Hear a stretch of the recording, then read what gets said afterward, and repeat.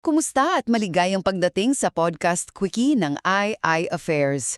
Pag-usapan natin sandali ang isang mainit na issue ngayon, ang lumalalang krisis sa seguridad ng AI, mula sa patagong paggamit nito ng mga empleyado hanggang sa napakahigpit na mga batas ngayong 2026, at kung bakit kailangang itong aksyonan agad ng inyong negosyo.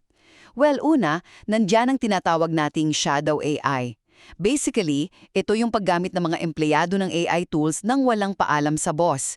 Alam nyo ba na higit 80% ng mga manggagawa ang gumagawa nito? Yes, ganun karami.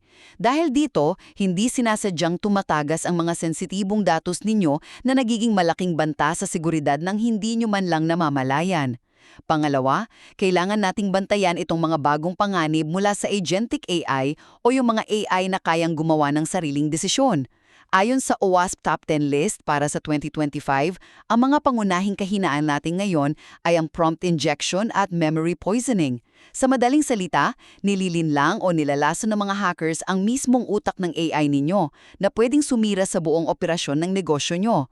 Panghuli, malapit na ang deadline para sa EU AI Act ngayong Agosto 2026. Kung ang kumpanya nyo ay gumagamit ng high-risk na AI at hindi kayo sumunod sa batas, haharap kayo sa napakalaking mulpa na pwedeng umabot sa 7% ng kabuuan pandaigdigang kita ninyo. Napakalaking pera niyan. Sa madaling salita, ang ligtas na paggamit ng AI ngayon ay nangangailangan ng matinding pagbabantay laban sa shadow AI, mabilisang pagharang sa mga cyber threats, at mahigpit na pagsunod sa batas.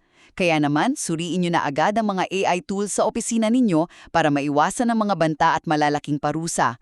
Maraming salamat sa pakikinig at hanggang sa susunod na Quickie ng II Affairs.